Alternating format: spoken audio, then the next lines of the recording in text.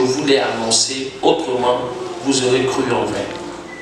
Je vous l'ai enseigné avant tout, comme je l'ai aussi reçu, que Christ est mort pour nos péchés. Amen. Voici le premier point important. L'expression Christ est mort pour nos péchés, mort pour nos péchés, est très importante. Et quand nous lisons Romains 3, le verset 23, il dit quoi? Romains 3, le verset 23, il dit quoi? Car tous ont péché et sont privés de la gloire de Dieu. Car tous. Il dit quoi? Car tous ont tous. péché. Il dit quoi? Car tous ont péché. Et sont quoi? Et sont privés de la gloire de Dieu. La gloire de Dieu. Alléluia. Christ est mort pour nos péchés. Le péché est une maladie. Le péché est un poison. Le péché est un voile de séparation. Le péché est un fardeau. Le péché nous rend esclaves. Pire, le péché nous sépare de Dieu. Amen. Est-ce qu'on se comprend?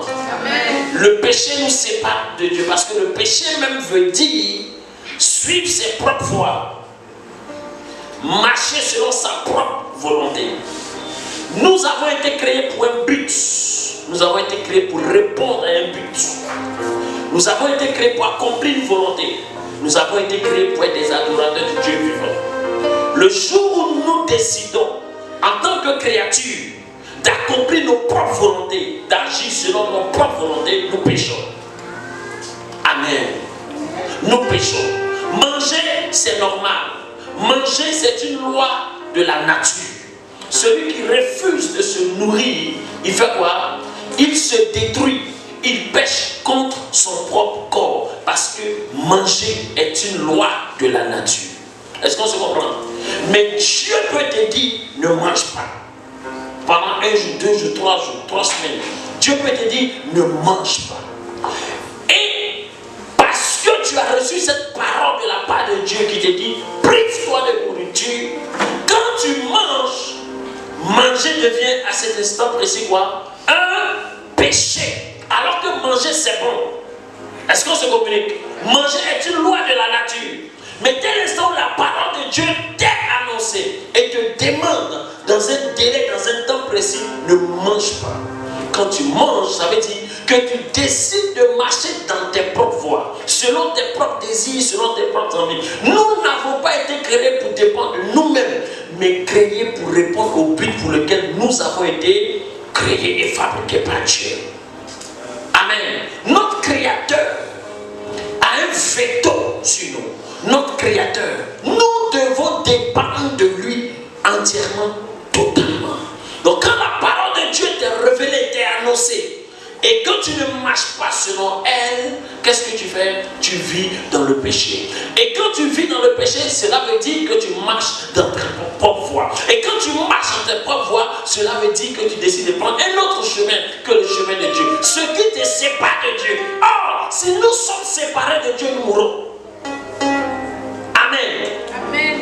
Qui peut me dire ici où il va payer les factures de son souffle de vie? Nulle part. Tu ne peux même pas. Alléluia. Tu ne peux pas. Tu ne peux pas. Un homme riche a été hospitalisé et on lui a mis, comment on appelle ça? De l'oxygène. Et lorsqu'il sortait de l'hôpital, on lui a présenté sa facture. Et dans la facture, il a vu que le coût de l'oxygène qui lui a été administré pour ses soins était à 500 000 francs.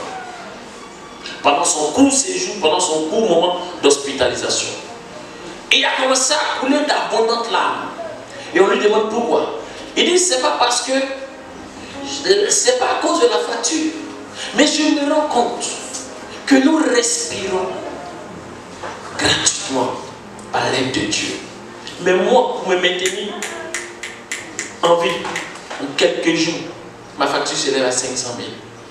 C'est une grâce de vivre. Amen. Dis Amen. C'est une grâce. C'est une grâce de faire quoi? C'est une grâce de vivre. Alléluia. Être séparé de Dieu provoque la mort. Nous pouvons être dans l'église de Dieu. Dans l'église de Dieu. Mais être séparé de Dieu. Nous pouvons venir à l'église. Mais être séparé de Dieu. Parce que ce qui nous sépare de Dieu, c'est pas le fait de ne pas venir à l'église, c'est le fait de marcher dans ses propres voies, loin de la volonté de Dieu. Dieu dit, ma main n'est pas courte, mes oreilles ne sont pas dures, mais ce sont vos crimes, vos péchés qui vous éloignent de moi. Donc il y a un problème lorsque nous décidons de marcher selon nos envies, nos désirs, nos passions, nos souhaits, au détriment de la parole de Dieu. Nous nous séparons de Dieu. Amen. Touche ton frère, dis-lui, ne te sépare pas de Dieu. Dieu a dit à Adam, il dit, le jour où tu manges de ce fruit, tu meurs. Le jour où tu manges de ce fruit, tu meurs. Le jour où tu te trompes et que tu manges ce fruit, tu vas mourir. Amen. Mais Adam continuait de vivre avec sa femme après avoir mangé le fruit.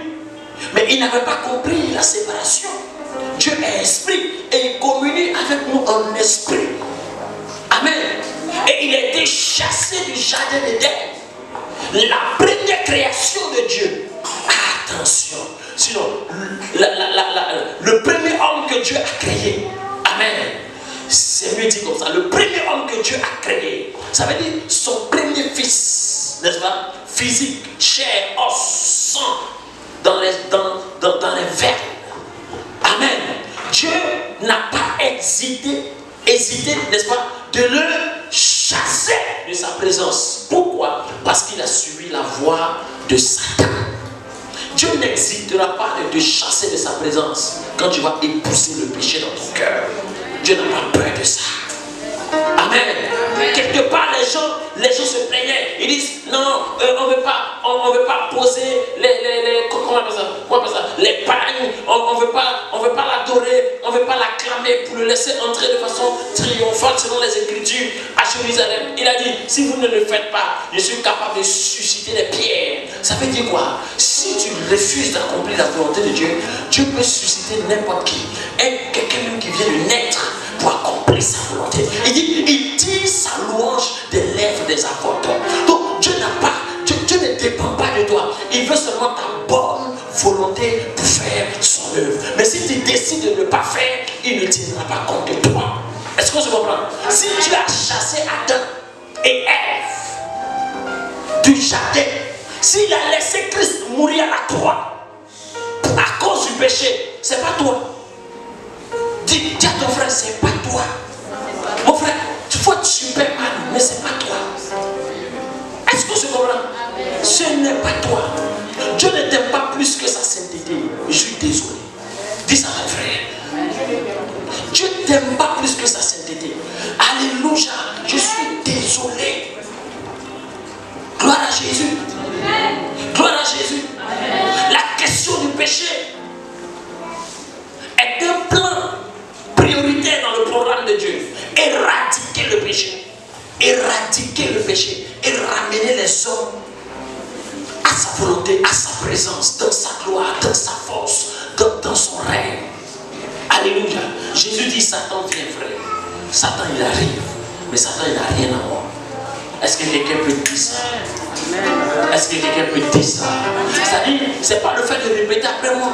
C'est le fait d'être capable, lorsque je suis face à tes défis, face à Satan, le regarder dans les yeux pour lui dire, Joe, tu n'as rien à voir. Tu n'as rien